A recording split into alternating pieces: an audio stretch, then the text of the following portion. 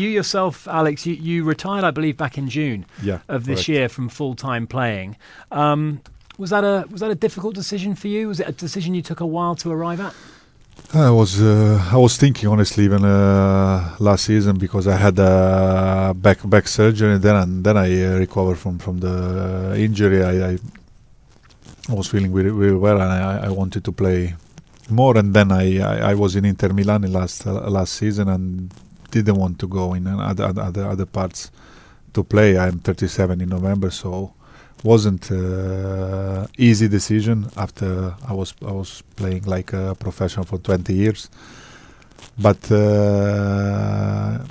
in one day I said that's it. I'm going to look for something else in my life, in obviously in my professional career, and we'll see how. Was it a strange feeling in August when your body clock is so used to that kind of seasonality of football? When that comes around and you weren't lacing up the boots, was it a strange feeling? Yeah, a little bit, especially when I went to holiday in August. I said strange This thing. is weird. Usually I was going in May and June. Now I was in August on a holiday. So at the moment I'm enjoying. To be honest, I'm not missing the pitch. And you're obviously looking at potentially going into a coaching role or a directorial role at a football club in the future. Yeah, at the moment I'm doing the coaching courses in UFA, and in November I'm starting with the courses in Italy for sporting director. At the moment I have no clear idea what I'm going to do, but for sure I'm going to stay in football. Talking about sporting directors, let's look at Manchester City and the structure of that club, which, yes, of course, Pep and what he's done on the pitch has been absolutely sensational, but he's well supported by Zeki Bergerstein, Ferran Soriano. The structure is such at Manchester City that has allowed the club to not only become a global brand with the City Football Group presiding over a number of different clubs around the world, but it's allowed a kind of culture of success to be embedded at the club. How vital is that off the field, do you think, in the boardrooms and in the directorial roles that City have made such shrewd appointments with to their kind of ongoing success? I think like you said, what the players and Pep is doing on the pitch is the same value for me. Like now, like a fun is important, and the experience that I had in Man City and in other clubs is not, let's say, the same level, but nearly there. The support of the club. Especially we're talking about Manchester City, about the ownership, about Chiki and Ferran, what they brought in the club, and they changed the club. In my opinion, when I signed first, and then when they come the Chiki and Ferran, they change a lot of the style of Manchester City, the vision of Manchester City, and like you said, with all the clubs that we are having now, I think now Man City week ago was the best club in the world, above the Real Madrid and other big clubs. So I think that the approach that they have in football is just amazing. And right now, in this season, Man City, they're second in the league, obviously behind Arsenal at the moment, but they've been playing some incredible football at times. I mean, they've sensational stuff with Erling Haaland joining in the summer, and this is a club that was willing to sell Raheem Sterling and Zinchenko, two important players, two players that you would think, well, another team probably couldn't afford to lose players of that calibre, and yet they've got better. They've brought in, I know he hasn't played all that much, but Calvin Phillips, Erling Haaland has had a sensational impact. Alvarez as well looks very sharp. I mean, how it's so difficult to keep a team on top. How is that evolution in your way unfolding, or in your eyes unfolding for Man City?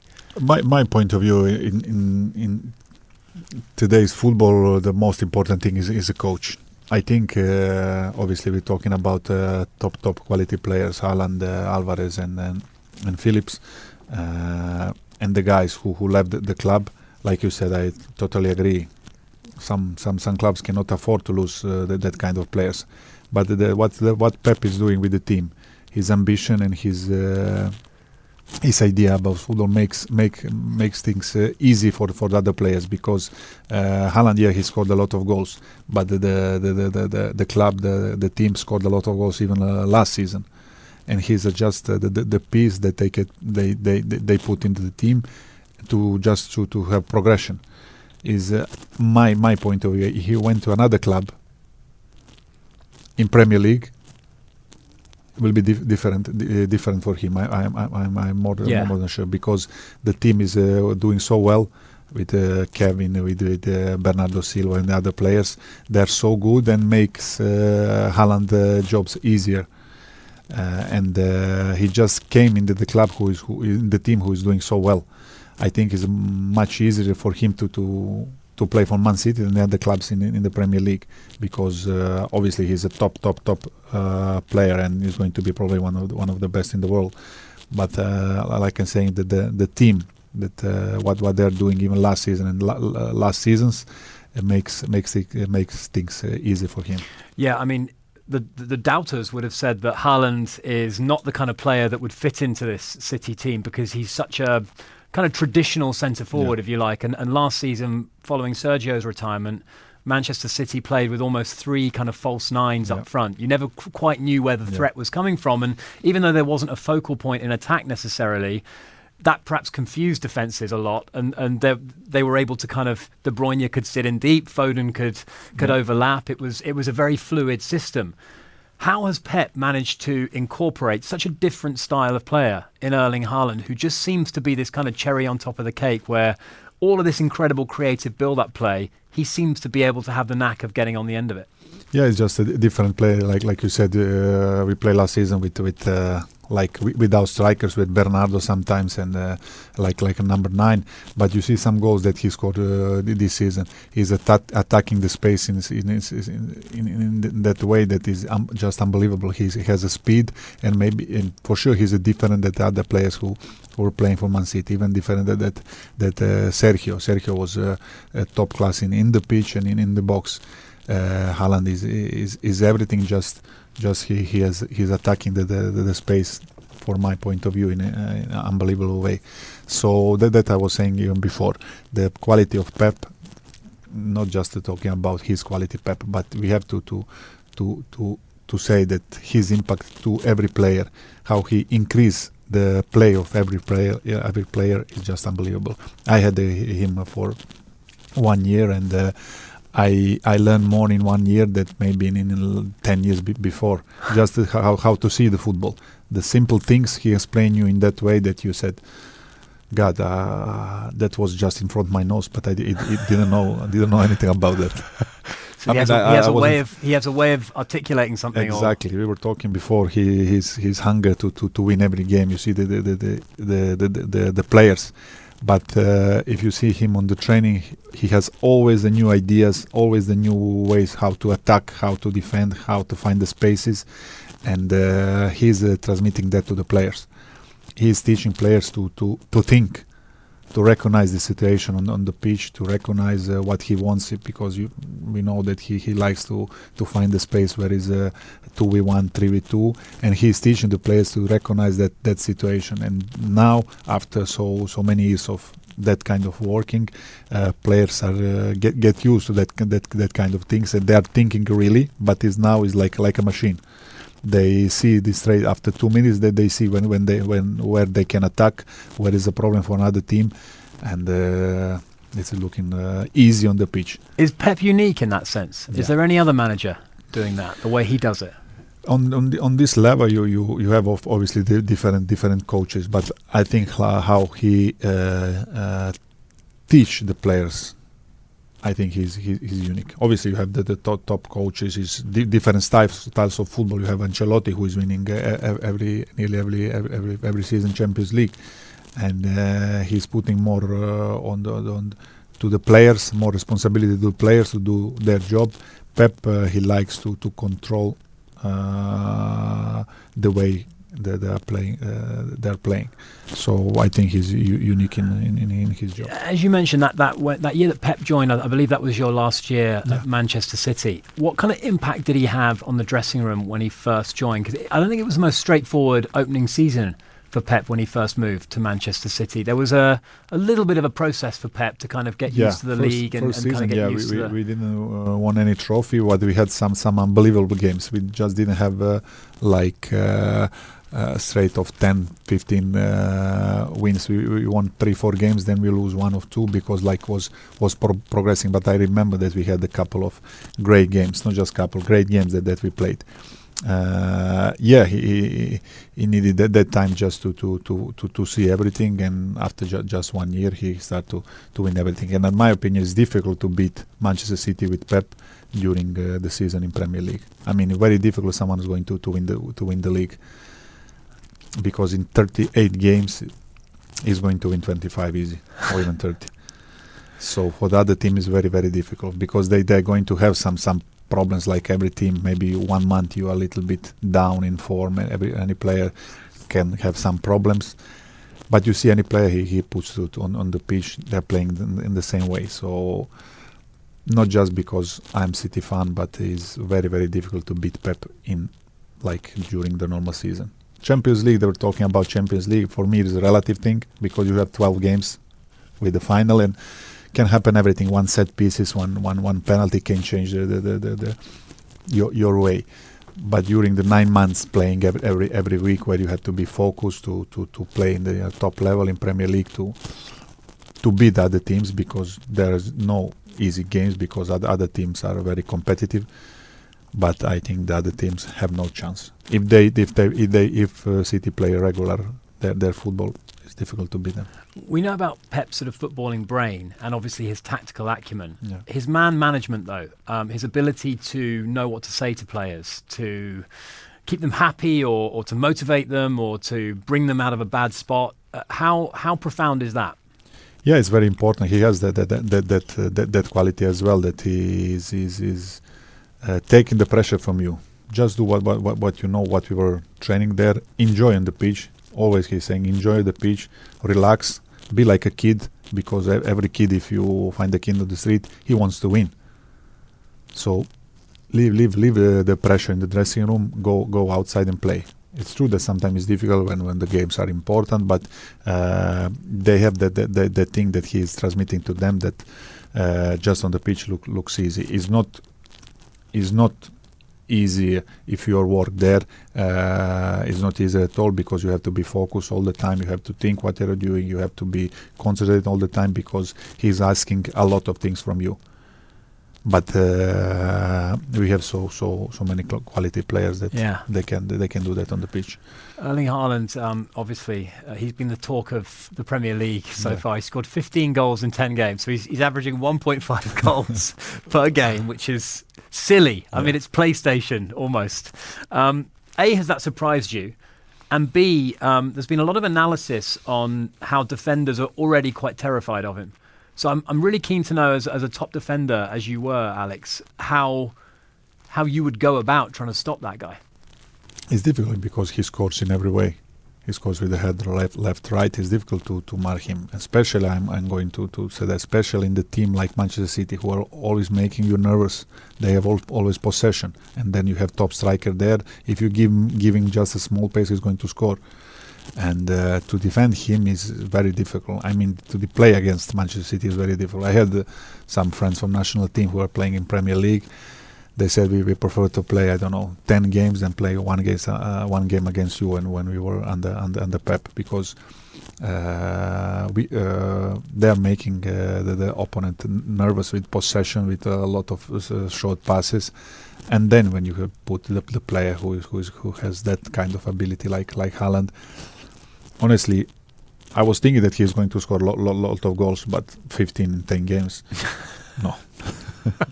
I mean, Carragher was saying that players are now changing the way they play because they don't want to get embarrassed, because he's scoring so many, and he's making players look a bit foolish sometimes, because he's so powerful and he's so physical. So players are now kind of backing off him, giving him a bit more space, and you're almost then playing into his hands, right?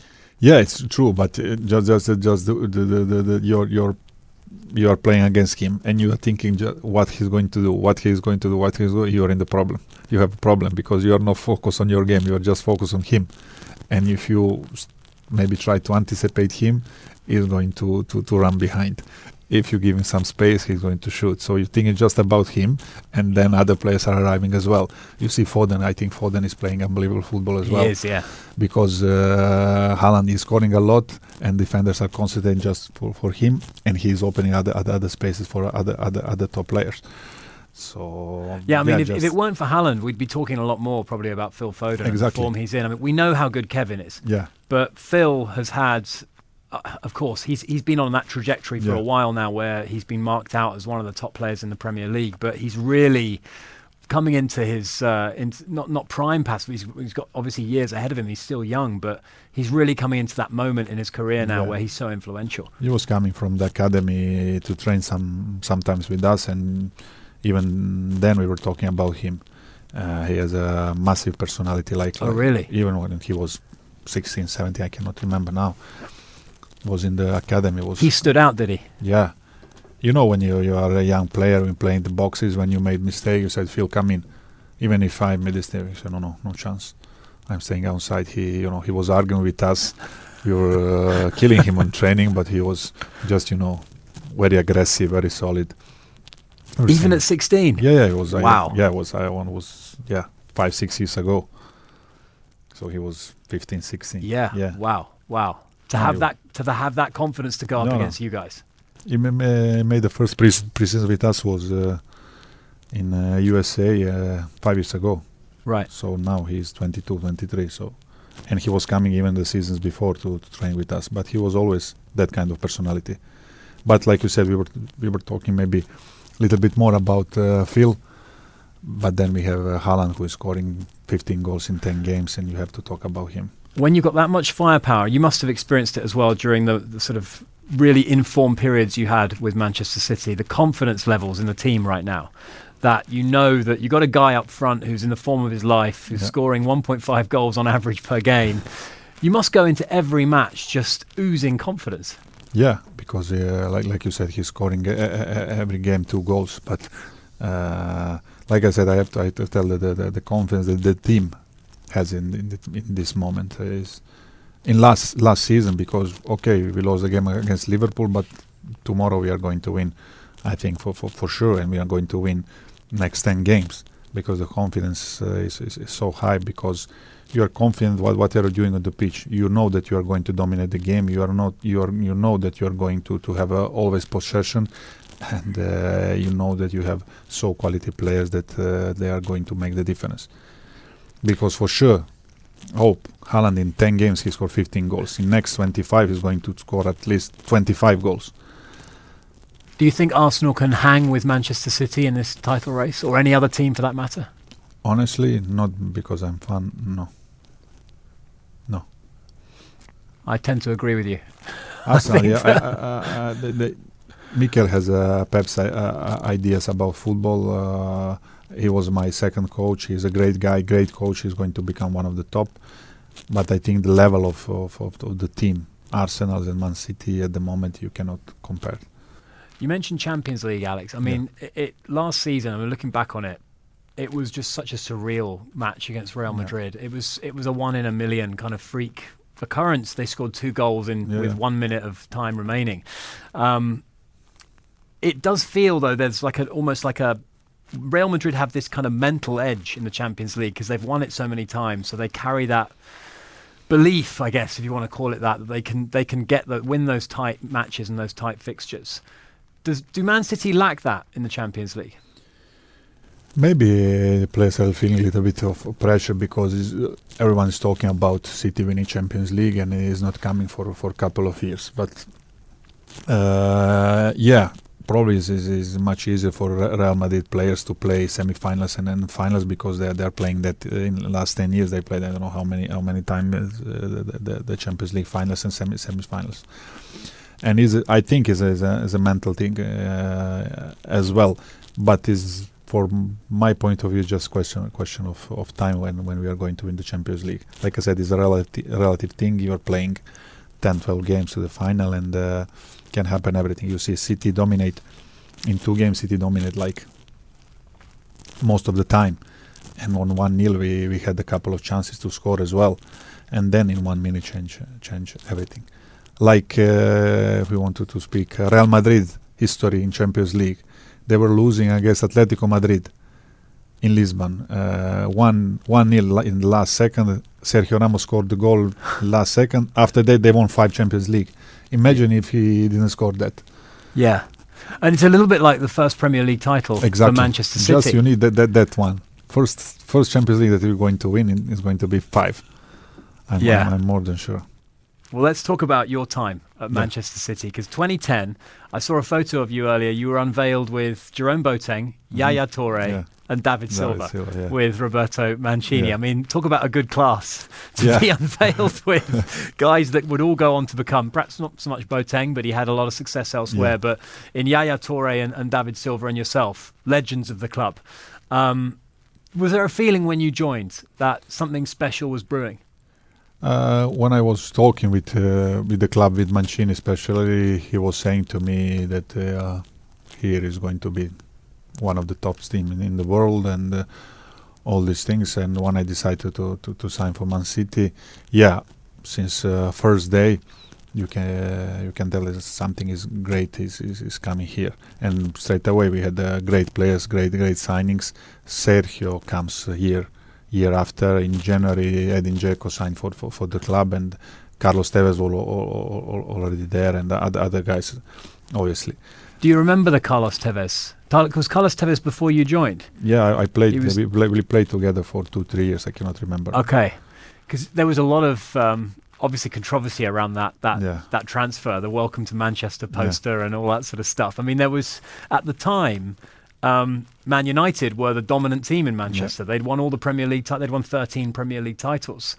Was there that kind of hunger to kind of, get one over them? Yeah, when we started signing the top players, we knew that we are going to compete at least with them, because, like you said, they won 13 Premier League titles before that. And but when we start to compete with them, especially when we played Manchester's derby, we knew that we are there.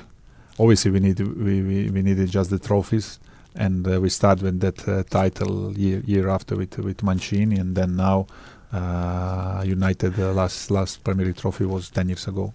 A long time ago, it was. You said that with a grin on your face. Yeah, you're referring to the 6-1 win in 2011, I think it was. I mean, talk me through that must have been quite a seismic match for Manchester. It was a statement win. I mean, it was Ferguson's United, and it was a thrashing. It was a humiliation. It was 6-1.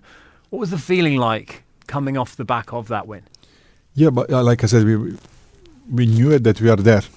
We knew that we can compete with them, and especially when we played that game in Old Trafford away, we knew that everyone expecting from us to show what we can in that kind of games.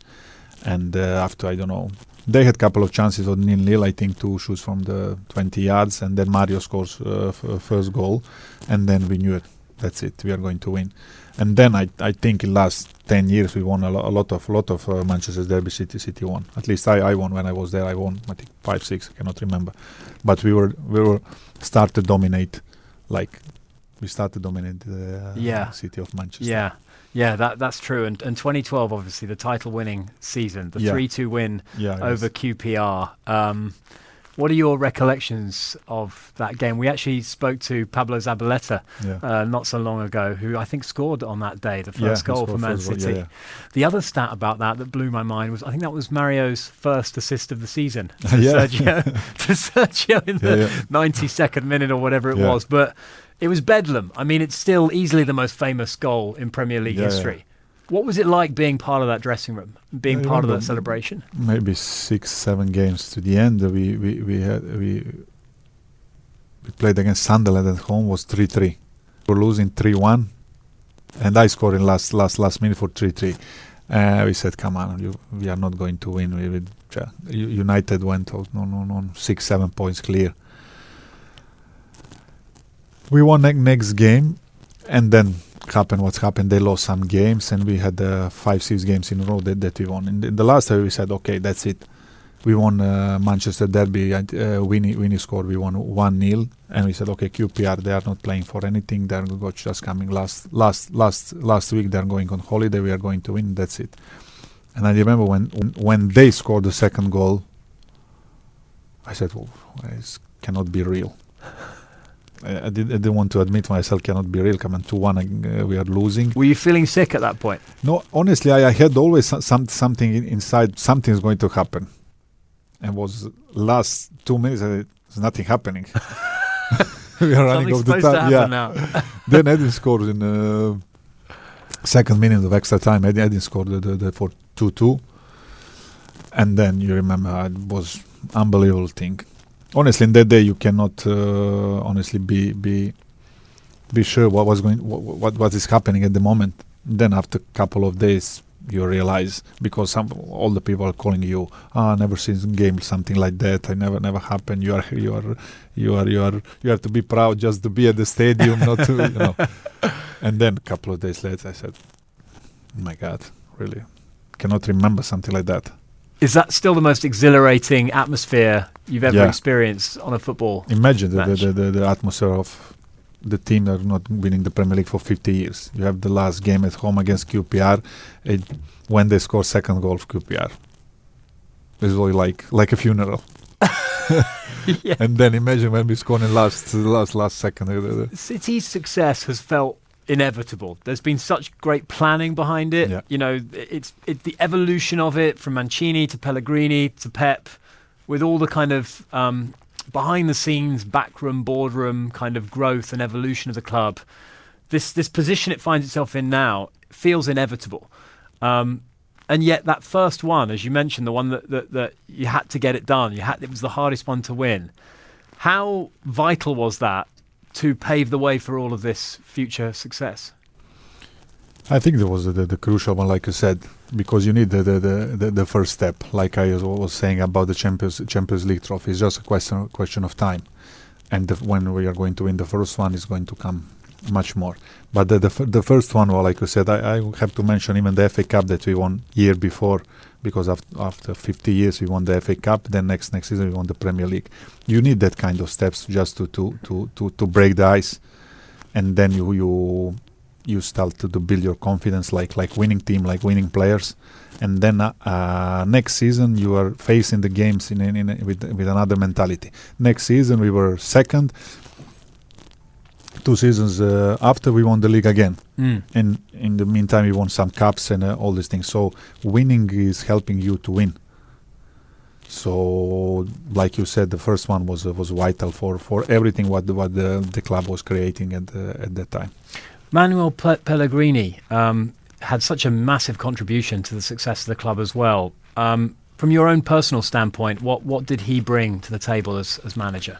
We after 3-4 years of Mancini, when we won some cups, we needed some changes, and then Manuel came and brought us a different style of football, attacking football. I remember we scored over 100 and some goals in Premier League, and he signed some great players as well. Kevin, I think, came in when he second his year, so he brought like a different style, Spanish style of football, and we had a great time with him as well. First season we won the Premier League with him, and the Carling Cup was at that time. Yeah, it was 2013-14. Yeah, and we were in the semi-final of Champions League. We lost just at home was 0-0. We lost against Real Madrid there with some own goal of 1-0. But yeah, he brought, like I said, different style, different vision of football. And in that time, the club signed Chiki Begaristain and Ferran. They came in the Manuel's time. So I think from him, from Manuel, obviously Mancini make a massive impact for the club with the signing and everything, and then Manuel start to change the club, and we are here now. Which player stands out for you, Alex, from a mentality standpoint or just a sheer talent standpoint from your time at the club? From mentality, was in like all generations. I said Company was a great leader. And the talent There's a lot. There's a lot, yeah. Every season But I have to say, Yaya was in some point unstoppable. David Silva. I think we need to let this chap in, Rog. Sorry. Sorry. Yeah. David Silva was a magician, wasn't he? He was great. Kevin. Samir Nasri, when he was fit, he was a top class player. And all the rest. Tevez for me was a complete player. Obviously, our strikers always were good. I cannot honestly remember all of them. Is Manchester City right now playing the best football we've ever seen in the Premier League? I think so, yeah. Without shadow of the doubt, I think, yeah. Are they up there with some of the best club sides we've seen in recent decades? They haven't won the Champions League yet, so I'm not going to say they're right up there with, say, Pep's Barcelona with Messi. But, I mean, I can't... When I'm watching them sometimes and they're really in full flow, I can't recall seeing teams more dominant than they are right now. Like we were saying before, like I said, it's difficult to play against Man City during the season because they are going to hammer you. And when they have confidence, like now, is I cannot remember that. Okay, like you said, Pep's Barcelona with Messi, but in last 10 years, I cannot remember better team than Man City. Like regularly playing top level football. You had some teams that they won the Champions League, play spectacular football. Then season after they were so. But you see the last at least 10 years, especially with when Pep came to City, unbelievable. Pep's talking about staying a long time, which is, I think, came as a little bit of a surprise because at his previous clubs he's kind of reached that point, after a couple of years, 3-4 years, where he's needed to refresh. But it's really like something that he's now invested in. You can see him staying, or at least the things he's saying is he could stay for another 7, 8, 9, 10 years. And who knows how dominant. We could be talking about another dynasty similar to that Manchester United built in the 90s. Hopefully, I think he's enjoying his time in Manchester. He has what he wants. He has peace to work in every day with the players, with environment that he create and with together with the club, and you can see from his interviews that he can comfortably stay there for 10 more years and maybe create something like Manchester United, Ferguson Manchester United. Yeah, very optimistic times to be associated with Manchester City. I can't let you go, Alex, without asking you about the World Cup, though, as well, because Serbia find themselves in a tricky group, it's fair to say, with Brazil, with Switzerland, and Cameroon, I think, is the other team. What's your assessment of Serbia's chances in the World Cup? I think in group, just Brazil is stronger than us. Switzerland and Cameroon are. I think we are better than them. Okay. And we are playing first game against Brazil, and then we are going to have the battles with Switzerland and then Cameroon. But I think it's a big results for us to go in the last 16, and it's not too many teams better than us. I think we have a great potential up front, and depend. I think is a good thing for us is that we are playing during the season the World Cup, because sometimes when I used to play, we were coming to the World Cups and the competitions tired. Now we are the players are in good shape because just in the middle of the season and maybe they can give their best. So I'm optimistic about that, and we'll see. Do you think the quality of football will be better due to the fact that players are now in their peak condition? Yeah, I was thinking about that a couple of days ago. Maybe the quality of the football will be better, and maybe there are not going to be a lot of surprises because you always had some let's say small teams that are going in the quarterfinals or in the semis. I think now the top teams will have their players in the top shape. So I see a lot of Europeans national teams in the last at least last 8, obviously with Brazil and Argentina, but I think the European national teams will have a great. It's quite an open tournament, isn't it? I mean, which team is there a favourite for you, or is it a handful of teams? Honestly, I didn't watch a lot of South American teams. I saw the squads that I have, but didn't watch them a lot. I think Brazil is most competitive team, and they are the favorites because they are solid in the back. They have great midfielders, solid as well, and up front they're amazing. So they're playing a long time with the same coach, and I think they are the favorites number one. Then obviously with Argentina, I think Messi is just preparing his form for the World Cup, and like he said, his last World Cup, and they are a bit dangerous. And then I think European teams.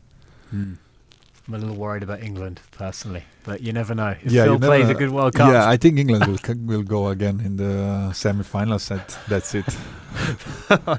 One thing's for sure, Erling Haaland, he's going to get a nice rest because Exactly. Norway aren't there. And then when the Premier League restarts again in January, I'm sure he's going to pick off where he left off. Listen, Alex, an absolute pleasure to have you in with us. Pleasure. And to obviously see this wonderful trophy as well. Manchester City will be dominating this league, I'm sure, for many seasons to come with the squad that they've got and the manager. But listen, thank you so much. Dubai Eye 103.8. Join the conversation.